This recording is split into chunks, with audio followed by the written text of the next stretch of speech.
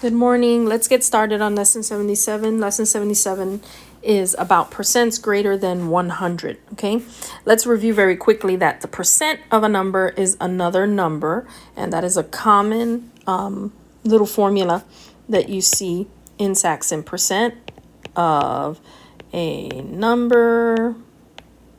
In fact, let me erase that. I'm not going to write it that way. P of A equals B. Percent of a number is another number. That's how they use it. And so these percents greater than 100 are easy to spot. One, when they're in word form, you see it there, 210%, right? 210%. Okay? Percent means per 100. So anything bigger than that is a percent greater than 100. Okay? And when you're dealing with that, when you go to plug it into that little equation, you want to turn that percent into a decimal. Okay? Turn it into a decimal, and it's very easy. Just move the decimal point 2 places over to the right, or think of it this way, 200%. We have 2 whole hundreds, right? 2 whole hundreds. Remember, our whole numbers are always to the left of the decimal point, okay? And every other digit, or the fraction part, will be to the right of a decimal point, okay? So 2 whole hundreds, that becomes our whole number to the left of the decimal point. So we end up with 2.1. 210% written as a decimal is 2.1. Now plug that into your percent of a number is another number. And for this particular example, we have 2.1 of what? Of 50 equals the B that we're looking for. And you use your calculator. 2.1 times 50 equals 105. So 210% of 50 is 105. Okay?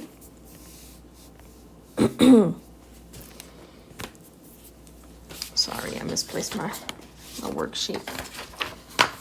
Okay, example number 2. What percent of 40 is 60? What percent of 40 is 60? So this time we're looking for our P. Okay, we have our of number, so 40 is 60. So we're looking for the P. Okay, again, solve this algebraically, right? Remember, the goal is to get the variable all by itself on one side of the equal sign. So if P times 40 gives us 60, then we're going to divide by 40 on either side to find P. So P equals 60 divided by 40. And what do we do then? Just divide, okay? Or reduce this fraction. And we get P equals 3 over 2 when you reduce it. Okay, but don't leave it as that, because again, we're going to end up with a percent greater than 100. We know that. The hint right there is because the numerator is larger than the denominator. Okay, so don't leave it as 3 over 2. Convert it to a decimal. Okay, do your division. 3 divided by 2. You end up with 1.5. And 1.5 means 1 whole plus a fraction piece. 150%. Okay?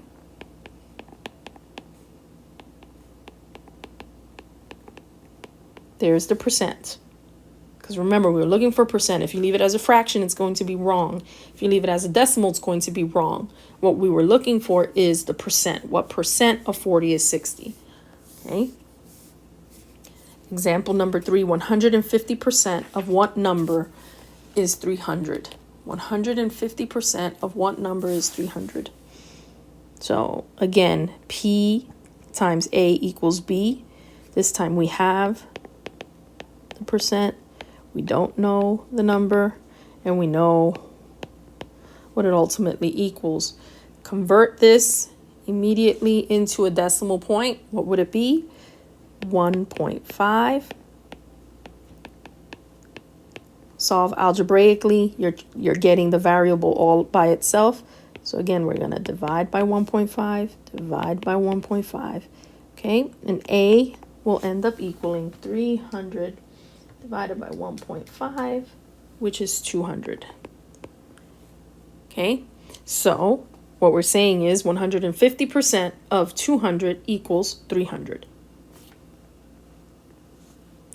Olin is mad because today crullers cost 100 and crullers, those donuts cost 120% of what they did 2 years ago. What does a cruller, why is that so hard for me to say? What does a cruller that was 60 cents 2 years ago cost today? Work the problem and then draw a diagram of the problem. Okay, and this example is straight out of the book, except I changed it to your name. Okay, so we put the question into the form of the percent equation. I'm sorry. Okay, so a percent of a number is another number. 120% of 60 is what? Okay, 120% of the 60 cents that it used to be, okay, is going to tell us the cost today. Okay, it was 60 cents 2 years ago. It's gone up significantly. Okay, and what is the cost today? So let's work the problem and then we'll do a diagram. 120% of 60 equals what number? So P times A equals B, right? Again, immediately turn this into a decimal. We have 120. Remember, just move that decimal. Assume the decimal point is at the very end of the number, of very right of the last digit. Move it over 2 spots, right? Or think of it differently. 120%. We have 1 whole 100 and a little bit more, right? So 1.2 of 60 equals B. Use your calculator and work that multiplication out. 72 equals B. 72 what? 72 cents. Okay, remember your units, 72 cents. If we were diagramming this, and you'll see that in the book, if we're diagramming this, remember we have a before box and we have an after. And before it was 60 cents, right? That's what made you so angry. It used to be 60 cents for a whole donut. 60 cents represented 100% of the cost before. Now, however, price is up 120%. Okay?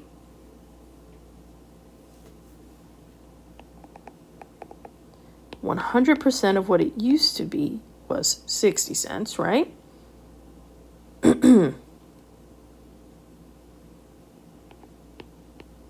Oops.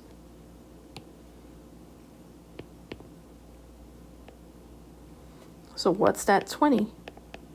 What's that 20% difference? Well, we found out that the whole 100, okay, yeah, I wouldn't write that there.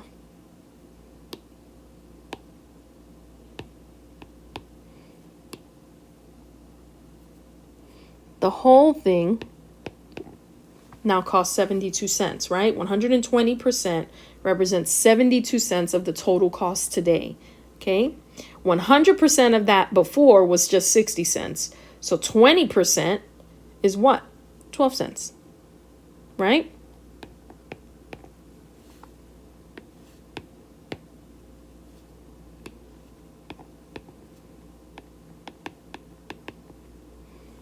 So in this way, in this diagram, we get to see that the price went up by 12 cents.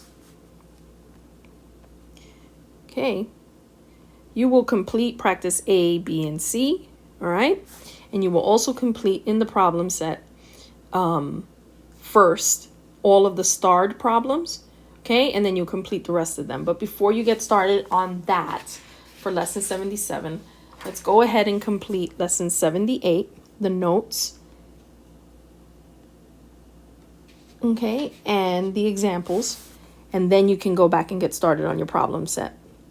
Okay, so lesson 78, it's all about opposites. We're going to talk about the opposite of the opposite of the opposite of the opposite.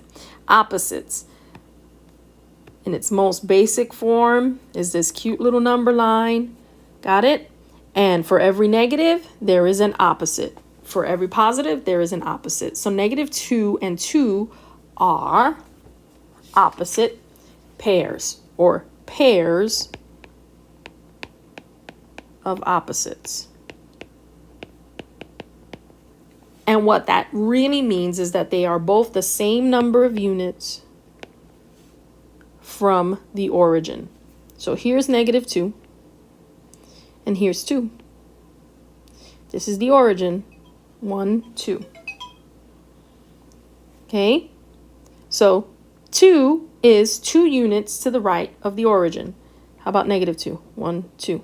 -2 is 2 units to the left from the origin. Okay, so they have the same number of units from the origin, and that's what makes them opposite pairs. Okay, now we're going to use what we know about that distance from the origin to help us find the opposite of the opposite of the opposite of the opposite of a number. And really, I just want you to memorize the basic rule. So we're going to simplify here in example number 1. And we're going to read this as opposite instead of negative. So the opposite of the opposite of the opposite of the opposite of -7. See that?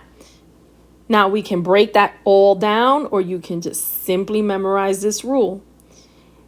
A 1, 2, 3, 4, 5. An odd number of negative signs indicates a negative number. So what's your final answer? We have 1, 2, 3, 4, 5 negative signs, and it indicates that we're going to have a negative number. So the opposite of the opposite of the opposite of the opposite of the opposite of 7 is -7. Does that make sense? How about example number 2? Simplify this one. We have the opposite of the opposite of the opposite of -6. Well, just count the number of negative signs. We have 1, 2, 3, 4. So what do you think is going to happen here? An even number of negative signs indicates a positive number. You guessed it. Indicates a positive number. So in this case, our answer is 6. Okay? Remember that you can show a positive number just as the number or with the positive sign in front of it. Example 3. Simplify the opposite of a positive opposite -4. Again, don't let this throw you off. How many negative signs do you see? 1, 2, 3. It's an odd number of signs, so the final answer will be negative. -4. That's it. Complete practice A, B, C, and D. And when you're ready for the problem set, focus first on the starred problems, okay? And then complete everything else. If you do not get to complete your problem sets in class today, they will be assigned as homework and they'll be due on Thursday. If you do not want homework, you'll complete your problem sets in class today. You will be working on lesson 77 and lesson 78 for the remainder of the class period. Okay, bye.